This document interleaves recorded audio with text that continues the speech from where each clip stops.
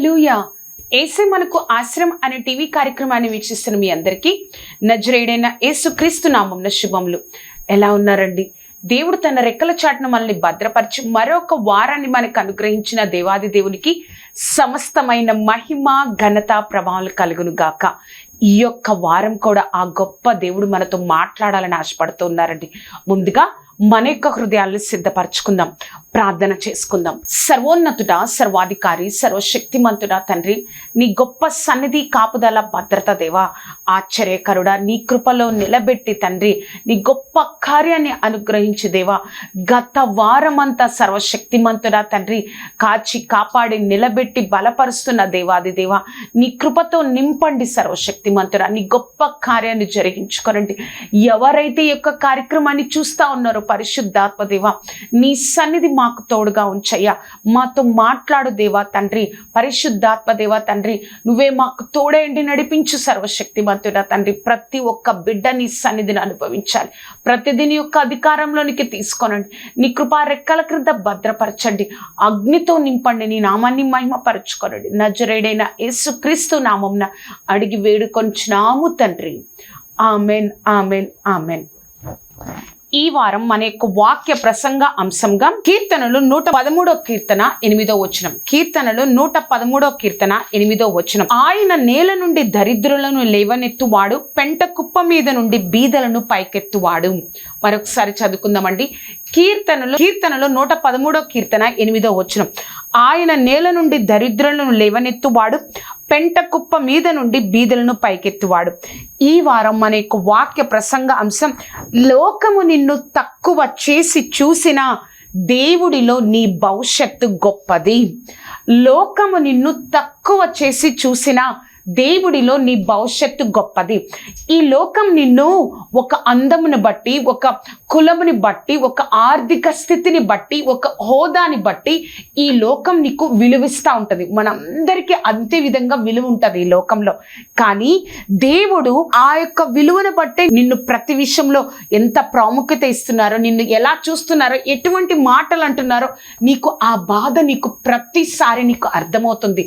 ఈ లోకం అందరూ కూడా ఒక డబ్బును బట్టి, ఒక అందాన్ని బట్టి, ఒక ఆర్థిక స్థితిని బట్టి, ఒక కులాన్ని బట్టి నీకు నాకు విలువిస్తూ ఉంటారు. కానీ ఆ గొప్ప దేవుడికి నువ్వు నేను ఎలా కనిపిస్తామో తెలుసా? ఒక ఆశీర్వాదకరమైన ఒక వ్యక్తిగా, ఒక గొప్ప వ్యక్తిగా. ఎందుకు అంటే ఈ లోకము ఇప్పుడు ఏం జరుగుతుందో, మన స్థితి ఏంటో ఇప్పుడు మాత్రమే చూడగలదు. మన భవిష్యత్తు తెలిసిన దేవుడు నువ్వు భవిష్యత్తులో ఎంత గొప్పగా ఆశీర్వదింపబడతావో అది చూసి, నువ్వు గొప్పగా ఎలా ఉంటావో అది చూశాడు. కాబట్టి దేవుడు అంత గొప్పగా నీకు నాకు విలువిస్తారు కదా. మనం ఈ లోకంలో ఆ యొక్క ఆశీర్వాదం, మంచి భవిష్యత్తు మనం దేవుళ్ళో పొందుకోవాలంటే మనం దేవుని యందు విశ్వాసం ఉంచాలి, దేవుని యందు విధేయత కలిగి ఉంచాలి, దేవుడి సమయం కోసం వేచి ఉంచాలి. ఈ లోకం నిన్ను ఇంతే చూస్తుంది, కానీ దేవుడికి నీకు తర్వాత ఏం జరుగుతుందో, నువ్వు భవిష్యత్తులో ఎంత గొప్పగా నువ్వు ఆశీర్వదింపబడతావో, ఎంత గొప్పగా ఉంటావో, నీ భవిష్యత్తు దేవుని చేతిలో ఉంది. కాబట్టి ఈ లోకం ఇచ్చే విలువకు, ఈ లోకం ఇచ్చే ఆ యొక్క ప్రాముఖ్యతకు, ఈ లోకం నిన్ను తక్కువగా చూస్తుందని కృంగిపోక, దేవుడి మీద నువ్వు ఎప్పుడైతే విశ్వాసాన్ని, నమ్మకాన్ని, ఆయన చెప్పింది చెప్పినట్లు నువ్వు చేస్తూ ఉంటావో, దేవుడు ఎప్పుడు కూడా మనల్ని విడిచిపెట్టడు. లోకం నిన్ను తక్కువ చేస్తుంది, కానీ వారికంటే గొప్పగా దేవుడు నిన్ను ఆశీర్వదిస్తాడు. నిన్ను తక్కువ చేసినప్పుడు, నిన్ను తక్కువగా చూసినప్పుడు, నిన్ను తక్కువ చేసి మాట్లాడినప్పుడు, నిన్ను అనేక సార్లు ప్రక్కన పెట్టినప్పుడు నీకు అనిపిస్తుంది కదా ఎంతో బాధపడ్డావు. కానీ ఆ బాధ నీ గొప్ప దేవుడు, మన గొప్ప దేవుడు, మన జీవితంలో మనం ఆ బాధ గుండా వెళ్తున్న ఆ బాధను, ఆ కొన్ని రోజుల గుండా వెళ్తున్న ఆ బాధను దేవుడు చూశాడు. దేవుడు తప్పక నీ యొక్క బాధను అర్థం చేసుకొని, నువ్వు బాధను కొన్ని రోజులే పడుతున్నావేమో, కానీ దేవుడిచ్చే ఆశీర్వాదం కొన్ని సంవత్సరాలు ఉంటుందని ఆ దేవాది దేవుడు నీతో నాతో చెప్తా ఉన్నారు. కాబట్టి ఈ లోకం నిన్ను తక్కువ చేసి చూసినా కూడా దేవుడిలో నీ భవిష్యత్తు గొప్పది. కాబట్టి అస్సలు భయపడొద్దు. అందుకే దేవుడు చెప్తున్నారు కీర్తనలు 113 కీర్తన 8వ వచనం. ఆయన నేల నుండి దరిద్రులను లేవనెత్తువాడు, పెంట కుప్ప మీద నుండి బీదలను పైకెత్తువాడు. దరిద్రులను, అయ్యో వాళ్ళకి ఏమీ లేదే దరిద్రులో ఉన్నారు, కానీ దేవుడు అలా వదిలేసే దేవుడు కాదు. దేవుడు అలా వదిలేసి ఇంకంతే మీరు భవిష్యత్తు మీ జీవితాంతం ఇలానే ఉండాలి. నేల నుండి దరిద్రులను పైకెత్తువాడు, పెంట కుప్ప మీద నుండి బీదలను పైకెత్తువాడు. ఈ లోకం చూసినట్లుగా దేవుడు చూడడు. దేవుడిలో నీ యొక్క స్థానం బహు విలువైనది. నువ్వు నేను ఒక ఆశీర్వదింపబడిన వ్యక్తిగా మనం ఈ లోకంలో ఉంటాము అని ఆ గొప్ప దేవాది దేవుడు ఈరోజు మనతో మాట్లాడుతున్నారు. అసలు ఎవరినైనా దేవుడు అంత స్థితిలో తక్కువ చేసిన సమాజం ముందే దేవుడు వారందరినీ లేవనెత్తాడా? అసలు మనలో ఉన్న భయాలను, లోపాలను మనం అధిగమించినట్లయితే దేవుడు ఎలా ఆశీర్వదిస్తారు? మనము 3 విషయాల్లో ఈరోజు మనం నేర్చుకుందాం. మన యొక్క వాక్య ప్రసంగ అంశం, లోకము నిన్ను తక్కువ చేసి చూసినా దేవుడిలో నీ భవిష్యత్తు గొప్పది.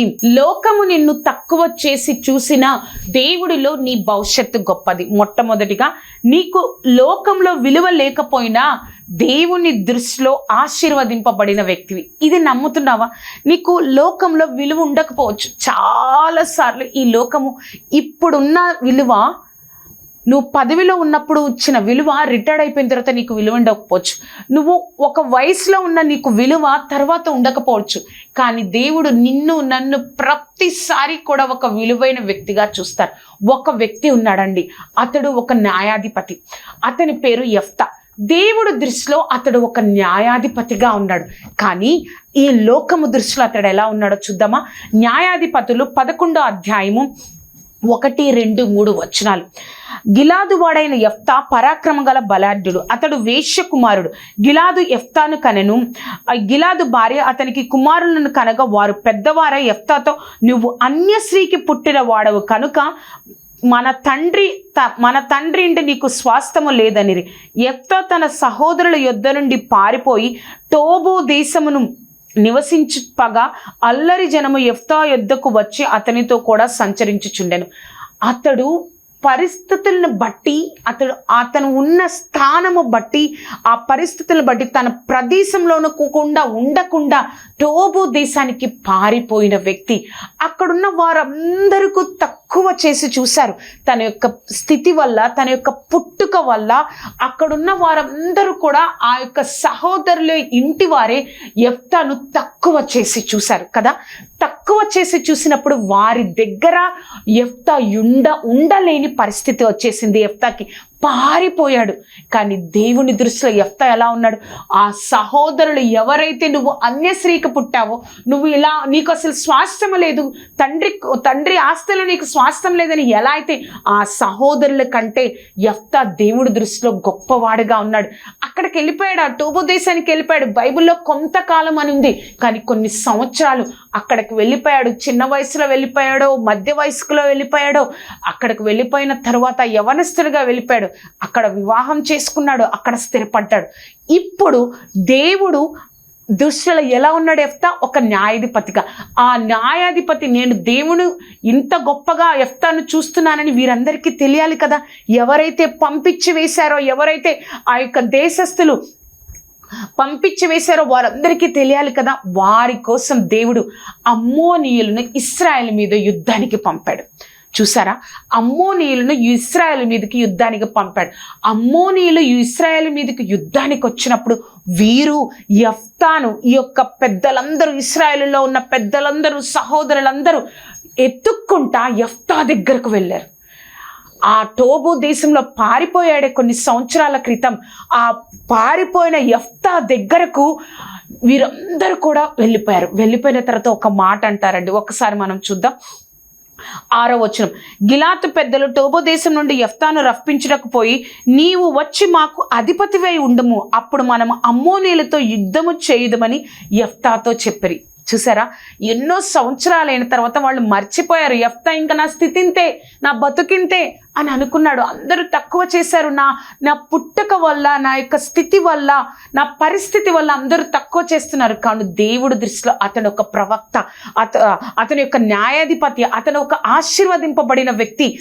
అలా వెళ్ళిపోయినప్పుడు వారందరూ కొంతకాలమైన తర్వాత యెఫ్తాను వెతుక్కుంటా వచ్చి, నువ్వు మాతో వస్తే నిన్ను మేము మా అందరికి ఒక అధిపతిగా చేస్తాము. ఎందుకంటే దేవుడు చెప్పిన మాట, అతడు పరాక్రమము గల బలాఢ్యుడు కాబట్టి నువ్వు మాతో వస్తే మేము అమ్మోనీయులతో యుద్ధాన్ని చేయడానికి నిన్ను తీసుకెళ్ళి ఒక అధిపతిగా, మా అందరి మీద ఒక అధిపతిగా నిన్ను నియమిస్తాము అని చెప్పినప్పుడు నన్ను అక్కడి నుంచి తరిమి వేశారు కదా మీరందరూ. నా చిన్న వయసులో, లేకపోతే నేను యవ్వనస్తుడిగా ఉన్నప్పుడు నన్ను మీరందరూ ఒక అనాథగా తరిమి వేశారు కదా. ఇప్పుడు నేను అక్కడికి వస్తే నిజంగా మీరు మీ అందరి మీద నన్ను అధిపతిగా ఉంచుతారా, మీరందరి మీద నన్ను అధిపతిగా ఉంచుతారా అని ఆ పెద్దలతో అడిగినప్పుడు వారందరూ అంటారు, నీకు మాకు యెహోవాయే సాక్షిగా ఉంటాడు. నువ్వు వచ్చినట్లయితే, నువ్వు మాతో వచ్చినట్లయితే నిన్ను అధిపతిగా చేస్తాము అని చెప్పినప్పుడు యెఫ్తా వారితో టాబు దేశము నుంచి ఇశ్రాయేలు దేశానికి వస్తారు. వచ్చినప్పుడు ఏం జరిగింది అంటే 11వ అధ్యాయము 10-11 వచనాలు.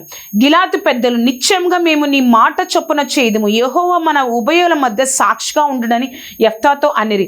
కాబట్టి యెఫ్తా గిలాదు పెద్దలతో కూడా పోయినప్పుడు జనులు తమకు ప్రధానిగాను అధిపతిగాను అతనిని నియమించిరి. వెళ్ళినప్పుడు ప్రధానిగా, అధిపతిగా అతనిని నియమించరి. చూసారా, ఒక కాలంలో యెఫ్తాను తృణీకరించారు. వారికి భయపడి, నీకు స్వాస్థ్యం లేదు, నీ స్థితి ఇది అని చెప్పి తక్కువ చేసి మాట్లాడిన వారే యెఫ్తా చిత్తము దేవుడి చిత్తము యెఫ్తా జీవితంలో ఉంది కాబట్టి ఎక్కడికో యెఫ్తా వెళ్ళిపోయాడు, పారిపోయాడు. కానీ పెద్దలందరూ, ఇశ్రాయేల్ ప్రజలందరూ మరలా వెతుక్కొని యెఫ్తాను తీసుకొచ్చి అతన్ని ప్రధానిగా, అధిపతిగా నియమించారు కదా. ఎక్కడైతే అవమానం పొందాడో, ఎక్కడైతే తక్కువ చేయబడ్డాడో, ఎక్కడైతే పారిపోయాడో, ఎక్కడైతే బాధపడ్డాడో, కొన్ని రోజులు దేవుడు నన్ను మరిచిపోయాడేమో, ఇంకా నా స్థితి ఇంతేనేమో, నేను చనిపోయే వరకు నా స్థితి ఇంతేనేమో అనుకున్న యెఫ్తా జీవితాన్ని దేవుడు ఆశీర్వదించాడు కదా. నువ్వు కూడా ఇప్పుడు యెఫ్తా ఆ యొక్క టాపు దేశానికి ఇంకింతే నా స్థితి, చనిపోయే వరకు నన్ను అలా అవమానించారని ఆ అవమానంతో ఉన్న జీవితంలో ఆ మాటల బాధ నీ హృదయంలో ఉందేమో. ఆ మాటల బాధ ప్రతి నిత్యము నిన్ను బాధ పెడతా ఉందేమో. గుర్తు చేసుకున్నప్పుడల్లా నీకు తెలియకుండానే నీ కళ్ళల్లో నుంచి నీళ్ళు వచ్చేస్తున్నాయేమో. అంత బాధపడ్డావేమో కొంతమంది మాటల వల్ల. అంతగా నువ్వు కొంతమంది మాటల వల్ల, నా స్థితిని బట్టి వారు నన్ను తక్కువ చేశారే అన్న మాటల బాధ నిన్ను కృంగదీస్తా ఉందేమో. ముందుకెళ్ళనీయకుండా, అయ్యో ఇంకా నా జీవితాంతం ఇంతే, నా బిడ్డలు, నేను, నా కుటుంబం ఇంతే అని అనుకుంటున్నావేమో. ఒక సమయం వస్తుంది యెఫ్తాలాగా దేవుడు వారి ఎదుటే ఆయన శక్తి ఏమిటో, నువ్వు ఆయన యందు విశ్వాసం ఉంచి, విధేయత కలిగి, నమ్మిక ఉంచి, భయభక్తులు కలిగి జీవిస్తున్నావు కదా. ఒక సమయం వస్తుంది, ఆయన వైపు నువ్వు చూసినప్పుడు, ఆయన సమయం కోసం నువ్వు వేచి ఉన్నప్పుడు ఒక సమయం వస్తుంది, తప్పకుండా దేవుడు వారి ఎదుట నిన్ను హెచ్చింపబోతున్నాడు. తప్పకుండా దేవుడు నిన్ను వారి ఎదుట నిలబెట్టి, తప్పకుండా ఎలా అయితే ఒక అనాథగా యెఫ్తాను పంపించారో వాళ్లే తీసుకొని వచ్చి ఒక అధిపతిగా, ప్రధానిగా ఎలా నిలబెట్టారో, ప్రతి ఒక్క హృదయం దేవుని యొక్క చేతిలో ఉంది కాబట్టి, సామెతలు 21:1 ప్రతి ఒక్కరిని హృదయం దేవుని చేతిలో ఉంది కాబట్టి ఆ హృదయాల్ని ఎలా తిప్పుతాడో తెలీదు, ఎలా దేవుడు నిన్ను ఆశీర్వదిస్తాడో తెలీదు. ఒక్కటి గుర్తుపెట్టుకో, నీ విధేయత, నీ నమ్మకం, నువ్వు దేవుని యందు ఉంచిన భయభక్తులు ఎప్పటికీ కూడా విడిచిపెట్టకుండా దేవుడి వైపు తిరుగు. ఆయనే నీ తల పైకెత్తుతాడు, ఆయనే నిన్ను హెచ్చిస్తాడు. ఈరోజు దేవుడు మనతో మాట్లాడుతున్నాడు. ఇప్పుడు యెఫ్తాని తీసుకొచ్చేసారు. ఇశ్రాయేల్ దేశం మీద ఇప్పుడు ఒక అధిపతిగా, ఒక న్యాయాధిపతిగా, ఒక ప్రధానిగా నియమించాడు. ఇప్పుడు యెఫ్తా యుద్ధానికి వెళ్ళినప్పుడు ఏం జరిగిందో మనం చూద్దాం. న్యాయాధిపతులు 11:32-33 అప్పుడు యెఫ్తా అమ్మోనీయులతో యుద్ధానికి చేయుటకు వారి యొద్దకు సాగిపోయినప్పుడు యెహోవా అతని చేతికి వారిని అప్పగించెను గనుక అతడు వారిని అనగా అరోయేరు మొదలుకొని మిన్నీతుకు వచ్చు వరకు అబెల్కరామీరు వరకును 20 పట్టణములు వారిని నిశ్శేషముగా హతము చేసెను. అట్లు అమ్మోనీయులు ఇశ్రాయేలు ఎదుట నిలవకుండా అణచివేయబడిరి. దేవుడు ఎంత కృపనిచ్చాడు. 20 పట్టణముల వారిని పూర్తిగా నిశ్శేషంగా హతము చేశాడు. దేవుడి చిత్తము చూడండి. నిజంగా ఆ యొక్క సమయంలో అమ్మోనీయులు వచ్చిన సమయంలో నిజంగా యెఫ్తా లేకపోతే ఇశ్రాయేలు ప్రజలకి రక్షణ కలిగేదా? ఆ 20 పట్టణము యొక్క శేషము ఇశ్రాయేలు మీదకి యుద్ధానికి వచ్చినప్పుడు రక్షణ కలిగేదా? దేవుడు నిన్ను ఎందుకోసమో ఈ బాధ గుండా, ఈ కష్టం గుండా, ఈ కన్నీటి గుండా దేవుడు నిన్ను నడిపిస్తా ఉన్నాడు. దేవుడు నిన్ను సిద్ధపరుస్తా ఉన్నాడు. అయ్యో ఆ అవమానం ఈ అవమానం వస్తాయి, కానీ దేవుడు నేను ఇంత నమ్మకంగా వెంబడిస్తున్నా, ఇంత విధేయత కలిగి ఉన్నా, ఇంత నమ్మకంగా దేవుళ్ళో ఉన్నా, ఆయన చెప్పినట్లు నేను జీవిస్తున్నా, కానీ నాకు ఇంత అవమానం ఎందుకు వస్తుంది నా జీవితంలో, ఇంత బాధ నా జీవితంలో ఎందుకు కలుగుతుంది?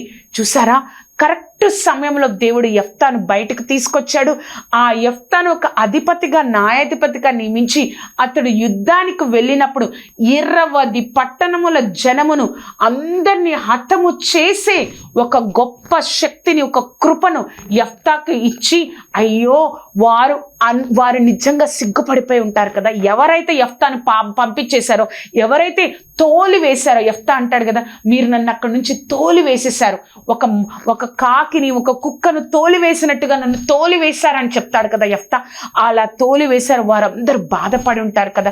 అయ్యో, ఇంత గొప్ప రక్షణ మనకు కలగజేసిన యెఫ్తానా మనము కొన్ని సంవత్సరాల క్రితం మనం బాధపరిచింది అని వారి సిగ్గుపడేటట్లుగా, వారే బాధపడేటట్లుగా యెఫ్తాని దేవుడు నిలబెట్టాడు కదా. మనము కూడా చాలాసార్లు ఇదే అనుకుంటాం. నీ పరిస్థితి ఎలా ఉందంటే కొంతకాలము అయిన తరువాత అని ఉంది కదా. ఆ కొంతకాలంలో నువ్వు ఉన్నావేమో, ఆ బాధ అనుభవిస్తూ ఇంకా ఎప్పుడయ్యా నా ఆశీర్వాదం, నన్ను ఎంతగానో అవమానించారు ప్రభా, నన్ను ఎంతగానో తక్కువ చేసి చూస్తున్నారు ప్రభా, ఇంకా ఎప్పుడు ప్రభా నా ఆశీర్వాదం అని నువ్వు అనుకుంటున్నావేమో. ఒక సమయం వస్తుంది, ఎలా అయితే దేవుడు యెఫ్తాను హెచ్చించడం కోసం ఇశ్రాయేల్ ప్రజల మీదకి అమ్మోనీయులను యుద్ధానికి పంపాడో, అలానే దేవుడు తప్పకుండా ఒక సమయంలో నీ తల ఎత్తడం కోసం పరిస్థితులన్నిటినీ మార్చి, ఎవరైతే పరిచారో, ఎవరైతే తోలి వేశారో వారే సిగ్గుపడేటట్లు, వారే యెఫ్తాకి భయపడేటట్లు, వారే యెఫ్తాని ఒక అధిపతిగా, ప్రధానిగా హెచ్చించేటట్లు దేవుడు చేశాడో, నిన్ను కూడా దేవుడు హెచ్చించాడు, మనల్ని కూడా దేవుడు హెచ్చిస్తాడు. మనతోనే మాట్లాడుతున్నారు. ఈ లోకం నిన్ను తక్కువ చేసి చూసినా నువ్వు దేవుని దృష్టిలో ఆశీర్వదింపబడిన వ్యక్తివి. దేవుడు నిన్ను అలా చూస్తున్నాడు, కానీ ఆ లోకానికి చూపించే సమయంలో నువ్వు దేవుడి నుంచి వెనుక తిరగద్దు. లోకానికి కూడా ఈ వ్యక్తి ఆశీర్వదింపబడిన వ్యక్తి అని ఈ లోకానికి దేవుడు నిన్ను చూపించబోతున్నాడు. నువ్వు వెను తిరగవద్దు. మన యొక్క వాక్య ప్రసంగ అంశం, లోకం నిన్ను తక్కువ చేసి చూసిన దేవునిలో నీ భవిష్యత్తు గొప్పది. మొట్టమొదటిగా చూసాం, నువ్వు లోకంలో విలువ లేకపోయినా దేవుని దృష్టిలో ఆశీర్వదింపబడిన వ్యక్తివి. రెండవదిగా, నీ భయము, నీ లోపము ఏది కూడా దేవుడు ఆశీర్వాదాన్ని నీకు దూరం చేయదు. నీ భయము, నీ లోపము ఏది కూడా, నీలో చాలా భయాలు ఉంటాయి, నీలో చాలా లోపాలు ఉంటాయి, ఏది కూడా ఆయన చిత్తంలో ఉన్న నీ ఆశీర్వాదాన్ని దూరం చేయదు. ఇశ్రాయేల్ ప్రజలు 430 సంవత్సరాలు మొరపెట్టారు, ప్రభా మాకు సహాయం చేయ అని మొరపెట్టినప్పుడు, ఐగుప్తులు పెట్టిన శ్రమను బట్టి మొరపెట్టినప్పుడు దేవుడు ఆ యొక్క పర్వతం మీద మోషేకి కనిపించి, మోషేకి ప్రత్యక్షమై, మోషేకి ప్రత్యక్షమై, ఆ పొదలో ప్రత్యక్షమై, నేను నా మొరను విన్నాను, చూశాను, నేను వారిని విడిపించడం కోసం దిగి వచ్చి ఉన్నానని మోషేకి చెప్పినప్పుడు, మోషేతో చెప్తాడు దేవుడు. ఏమని చెప్తాడంటే, నేను ఫరో అప్పుడు దేవుడు చెప్తాడు ఏమనంటే, మోషేతో దేవుడు చెప్తాడు, నిర్గమాకాండము 3వ అధ్యాయము 10వ వచనం, కాగా రమ్ము, నిన్ను ఫరో యొద్దకు పంపుదును, ఇశ్రాయేలులైన నా ప్రజలు నువ్వు ఐగుప్తుల నుండి తోడుకొని పోవలను. నేను నిన్ను ఈ ఫరో యొద్దకు నేను పంపిస్తాను, ఇశ్రాయేల్ ప్రజలు నువ్వు తీసుకొని రావాలి అని చెప్పినప్పుడు మోషే తనకు భయమేస్తుంది. అప్పటికే అక్కడ ఒక ఐగుప్తుడిని చంపి ఇక్కడికి వచ్చేసాడు, 40 సంవత్సరాలు అయిపోయింది, మరలా అక్కడికి వెళ్ళాలా అని చెప్పినప్పుడు మోషే ఈ విధంగా దేవుడితో చెప్తాడు, నేను ఫరో యొద్దకు వెళ్ళుటకు ఇశ్రాయేలుని ఐగుప్తులని తీసుకొని పోవుటకు ఎంతటి వాడనయ్యా, నేను వెళ్ళలేను ప్రభా, నువ్వేమో రమ్మంటున్నావు, నేను వెళ్ళలేను, నేను ఎంతటి వాడను. తనలో భయం కలుగుతుంది. అప్పుడు దేవుడు చెప్తాడు, నేను ఒక సూచక క్రియ చెప్తాను, నువ్వు అక్కడికి వెళ్ళినప్పుడు వారిని తీసుకొచ్చినప్పుడు వారు నన్ను ఆరాధిస్తారు అని చెప్పినా కూడా మరలా మోషే ఇంకొక ప్రశ్న వేస్తాడు. ఇంకా భయముతో ఆ యొక్క లోపముతో ఇంకొక ప్రశ్న వేస్తాడు. ఏం ప్రశ్న వేస్తాడంటే, ప్రభా నీ దేవుడు అబ్రహాము, ఇస్సాకు, యాకోబు దేవుడు నీకు ప్రత్యక్షం ఆయన పేరేమి, ఆయన ఎవరు అని అడుగుతారయ్యా, నీకు కనిపించలేదు, ఆయన ఎవరో ఒకసారి చూద్దామండి. 3వ అధ్యాయము 13వ మోషే చిత్తగించుము, నేను ఇశ్రాయేలు యొద్దకు వెళ్ళి వారిని చూచి మీ పితరుల దేవుడైన యెహోవా మీ యొద్దకు నన్ను పంపినని వారితో చెప్పగా, వారు ఆయన పేరేమి అని అడిగిన యెడల వారితో నేనేం చెప్పాలి, వారు నా పేరేమి అని అడిగితే నేను ఏం చెప్పాలి ప్రభా అని మోషే అడిగినప్పుడు దేవుడు ఒక మాట అంటాడు, నేను ఉన్నవాడను అనువాడనై ఉన్నాను అని వారితో చెప్పు. ఇంకా మోషే ఇంకా ఆ భయములో ఆ లోపంలో ఇంకా ప్రశ్నలు వేస్తూనే ఉంటాడు. ప్రభా అందుకు మోషే చిత్తగించము, వారు నా మాట నమ్మరు, నా మాట వినరయ్యా, నన్ను వెళ్ళమంటున్నావు, నా మాటే నమ్మరు, నా మాటే వినరు, నేను అక్కడికి వెళ్ళడానికి అని చెప్పినప్పుడు దేవుడు మరలా ఇంకొక మాట చెప్తారు, నీ చేతిలో ఉన్నదేమిటి, కర్ర, ఆ కర్రని కింద వేయి, అది ఒక సర్పంగా అయిపోతుంది, మరలా కర్రని తీసుకో, అది మరలా ఆ యొక్క సర్పాన్ని ముట్టినప్పుడు వెంటనే కర్రైపోతుంది. ఆ విధంగా ఆ సూచక క్రియని చెప్పు, వారు నేను పంపించానని నమ్ముతారు. అప్పుడు మరలా మోషే 4వసారి మరలా అడుగుతారు, ప్రభా ఏమని అడుగుతారంటే 4వ అధ్యాయము 10వ వచనం, అప్పుడు మోషే, ప్రభా ఇంతకు మునుపైనను నేను నీ దాసునితో మాట్లాడినప్పటి నుండి నేను మాట నేర్పనని కాను, నేను నోటి మాధ్యము నాలుక మాధ్యము గలవాడనని యెహోవాతో అనగా, ప్రభా నేను నత్తివాడినయ్యా, లోపం చెప్తున్నాడు, నేను నత్తివాడినయ్యా, నేను మాట్లాడలేనయ్యా, నేను ఎంతటి వాడని ప్రభా అన్నాడు. వారు నా మాట నమ్మరయ్యా, వినరయ్యా అన్నాడు. నేను ఇంకా నువ్వు దేవుడు పంపలేదు, ఆయన పేరేమని చెప్పాలని అడిగాడు. 4వది చెప్తున్నాడు, నాకు నత్తయ్యా, నాకు రాదు ప్రభా, నేను మాట్లాడలేను ప్రభా. అప్పుడు దేవుడు మోషేతో ఈ విధంగా చెప్తారు, ఏమనంటే 4వ అధ్యాయము 11వ వచనం, యెహోవా మానవులకు నోరిచ్చిన వాడెవడు, మూగవానికైనను చెవిటివానికైనను దృష్టి గల వానికైనను గ్రుడ్డివానికైనను వానికే గాని గుడ్డివానినైనను పుట్టించిన వాడెవడు, యెహోవానైన నేనే కదా, కాబట్టి వెళ్ళుము, నేను నీకు తోడేయండి, నువ్వు ఏమి పలకవలనేది నీకు బోధించుదునని అతనితో చెప్పాను. ఎవరికి అందరికి నోరిచ్చింది ఎవరు, శక్తినిచ్చింది ఎవరు, దృష్టి ఇచ్చింది ఎవరు, నేనే కదా, కాబట్టి నువ్వు వెళ్ళు. చివరిగా మోషే మరలా ప్రశ్నిస్తాడు. ఏమనంటాడంటే, అయ్యో ప్రభా నేను కాదయ్యా, నువ్వు ఎవరినైతే పంపాలనుకున్నావు వారిని పంపు, నన్ను కాదయ్యా, నాకు లోపం ఉంది, నాలో లోపం ఉంది, నాకు భయంగా ఉంది, నువ్వు ఎవరినైతే పంపాలనుకున్నావు అని ఇప్పటికే 5 సార్లు 4 సార్లు ప్రశ్నించారు. 5వసారి కూడా నువ్వు ఎవరినైతే పంపాలనుకున్నావో 13వ వచనంలో నువ్వు ఎవరినైతే పంపదలిచితివో వారిని పంపయ్యా, నన్ను కాదు ప్రభా అని చెప్పినప్పుడు దేవుడు కోపిస్తాడు. 14వ వచనం, ఆయన మోషే మీద కోపపడి, లేవీయుడగు నీ అన్నయ్యైన అహరోను లేడా, అతడు బాగా మాట్లాడగలడని నేను ఎరుగుదును, ఇదిగో అతడు నిన్ను ఎదుర్కొనపోవచ్చున్నాడు, అతడు నిన్ను చూచి తన హృదయంలో సంతోషించును, నీవు అతనితో మాట్లాడి అతని నోటికి మాటలు అందించవలను, నేను నీ నోటికి అతని నోటికి తోడే ఉండి మీరు చేయవలసినది మీకు బోధించెదను. ఆశీర్వాదం ఆగిపోయిందా? మొదటగా అన్నాడు, ప్రభా నేను ఎంతటి వాడనయ్యా, ఆ ఐగుప్తుల్ని తీసుకురావడానికి నేను ఎంతటి వాడను. రెండవదిగా అన్నాడు, ఏమన్నాడంటే నీకు ప్రత్యక్షమైన దేవుడు పేరేంటి అని అడుగుతారు. మూడవదిగా ఏమన్నారు అంటే, మూడవదిగా చూసినట్లయితే నీకు ప్రత్యక్షం కాలేదు, వారు నా మాట వినలేదు, నా మాట వినరు, నన్ను పట్టించుకోరు, నన్ను నమ్మరు, నా మాట వినరు అని చెప్తాడు. తర్వాత నేను నత్తివాడినయ్యా, నాలుక మాంద్యము కలవాడినయ్యా. తర్వాత ప్రభా నువ్వు ఎవరినైతే పంపాలనుకున్నావు వారినే పంపు. మోషేకి కూడా తను నిజంగా ఇశ్రాయేల్ ప్రజలను తీసుకొస్తాడు అన్న సామర్థ్యం తనలో ఉంది అన్న విషయము మోషేకి కూడా తెలీదు కదా. కానీ దేవుడు తనకి దేవుడి దృష్టిలో తను ఒక నాయకుడుగా, అన్ని లక్షల మందికి ఒక నాయకుడిగా దేవుడు చూశాడు కదా. మనలో చాలా లోపాలు ఉంటాయి, మనలో చాలా భయములు ఉంటాయి, శారీరకంగా కానీ ఎన్నో లోపాలు మన జీవితంలో ఉంటాయి. కానీ ఆ లోపాలలో భయాలను నువ్వు అనుకుంటావు, నేను దేవుడు ఇంత వాగ్దానం ఇచ్చాడే అది నెరవేరుతుందా? ఆ భయము, ఆ లోపంలో నీ యొక్క ఆశీర్వాదం ఎప్పుడు కూడా ఆగిపోదు. దేవుడు తప్పక నెరవేరుస్తాడు. కానీ ఎప్పుడో తెలుసా, నువ్వు విధేయత చూపించినప్పుడు. దేవుడి కార్యాలు మన శక్తితో జరిగితే ఇంకా దేవుడు ఎందుకండి?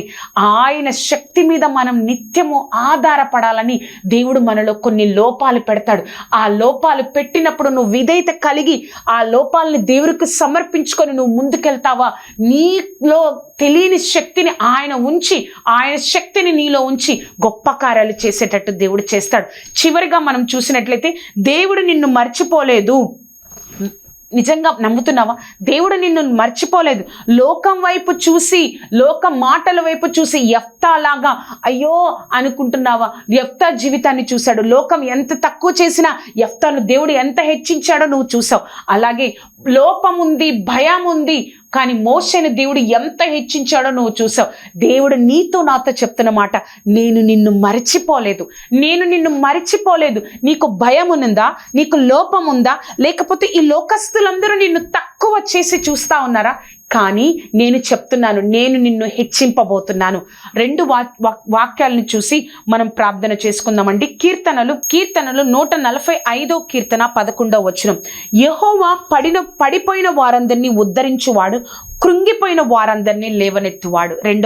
రెండవ వాక్యము కీర్తనలు 147 కీర్తన 6వ వచనం, యెహోవా దీనులను లేవనెత్తువాడు, భక్తిహీనులను ఆయన నేలను కోల్చును కదా. దేవుడు నిన్ను మర్చిపోలేదు, నన్ను మర్చిపోలేదు. తప్పక దేవుడు హెచ్చిస్తాడు. లోకం నిన్ను తక్కువ చేసి చూస్తుందేమో, నీ పరిస్థితులను బట్టి, నీ యొక్క కులాన్ని బట్టి, నీ యొక్క పరిస్థితులను బట్టి, నీ యొక్క ఆర్థిక ఇబ్బందిని బట్టి ఏదైతే చూస్తుందో నేను దేవుని దృష్టిలో ఆశీర్వదింపబడిన వ్యక్తిని. ప్రార్థన చేసుకుందాం. సర్వోన్నతుడా, సర్వాధికారి, సర్వశక్తిమంతుడా తండ్రి, నీ గొప్ప సన్నిధి, కాపుదల, భద్రత మాకు అనుగ్రహించుదేవా. మాతో మాట్లాడిన సర్వశక్తిమంతుడా తండ్రి, ప్రభా లోకము తక్కువ చేసి చూసిన ఆ మాటలకు మేము కృంగిపోకూడదయ్యా, ఆ మాటలకు మేము వెనుదిరగకూడదయ్యా. మేము నీ దృష్టిలో ఆశీర్వదింపబడిన వ్యక్తివని మేము ప్రభా, ఆ ఆశీర్వాదం నువ్వు చూడడమే కాదయ్యా, ఆ ఆశీర్వాదం పొందుకున్నాం. ఇప్పుడు మమ్మల్ని ఈ లోకం కూడా చూడాలి దేవా. కార్యం జరిగించండి పరిశుద్ధాత్మ దేవా, నువ్వు తోడేయండి, నడిపించండి. నాతో మాట్లాడిన విధానాన్ని బట్టి నీకు వందనాలు. నీ కృపా రెక్కల క్రింద భద్రపరిచి బలపరచు దేవా. నీ గొప్ప కార్యం జరిగించుకో సర్వశక్తిమంతుడా తండ్రి. నిలబెట్టండి తండ్రి. ఎవరైతే ప్రభా నేను నీలో నిలబడతానయ్యా, విధేయత కలిగి ఉంటానయ్యా, నా లోపాలు, భయాలు ప్రభా, ఈ మాటల బాధ పక్కన పెట్టి నీకు విధేయత కలిగి ఉంటాను ప్రభా, నీలో నింపబడతాను ప్రభా, పరిపూర్ణమైన నమ్మకం కలిగి ఉంటానయ్యా అని ఎవరైతే ప్రభా నీ సన్నిధిలో మొరపెడతా ఉన్నారు, అడుగుతా ఉన్నారు ప్రభా, మాతో మాట్లాడిన విధానాన్ని బట్టి వందన వారిని దర్శించండి అయ్యా. వారితో ప్రభా వారి జీవితాలు ఆశీర్వాదకరంగా ఉండడానికి సహాయం దయచేయండి. నీ కృపను అనుగ్రహించండి. నీ గొప్ప కార్యంతో నింపండి. నువ్వే తోడేయండి, నడిపించండి. సర్వాధికారి పరిశుద్ధాత్మదేవ, మాతో మాట్లాడిన విధానాన్ని బట్టి వందనాలు. మమ్మల్ని లేవనెత్తండి. వాటన్నిటిని పక్కన పెట్టి నీ చిత్తం కోసం, నీ చిత్తంలో ఉన్న ఆశీర్వాదాన్ని మేము ఈ లోకానికి చూపించే బిడ్డలుగా ఉండడానికి సహాయం దయచేసి కార్యం జరిగించగలరని నజరేయుడైన యేసుక్రీస్తు నామమున అడిగి వేడుకొంచున్నాము తండ్రి. Amen, amen, amen. చూసారు కదండి, ఈ లోకం నిన్ను నన్ను తక్కువ చేసిన దేవుని దృష్టిలో నువ్వు నేను ఆశీర్వదింపబడిన వ్యక్తివి. ఆ మాటలు పక్కన పెట్టి దేవుడు నిన్ను ఆశీర్వాదకరంగా చూస్తున్నాడు కదా. ఈ లోకము వస్తువులు కూడా నిన్ను నన్ను ఆశీర్వాదకరంగా చూడాలంటే ఆయన యందు మనం నమ్మిక, విధేయత, పరిపూర్ణమైన విశ్వాసం మనం కలిగి ఉండాలి. ఈ యొక్క కార్యక్రమం మీకు ఆశీర్వాదకరంగా ఉన్నట్లయితే మీ యొక్క స్నేహితులకు, బంధువులకు ఈ యొక్క కార్యక్రమాన్ని పరిచయం చేయండి. అంతేకాదు నా గురించి, ఈ కార్యక్రమం గురించి ప్రార్థన చేయండి. దేవుడి యొక్క ఆశీర్వాదం ఈ లోకస్తులు అందరూ చూసేటట్లుగా దేవుడు నిన్ను నన్ను ఆశీర్వదించును గాక. Amen, amen, amen.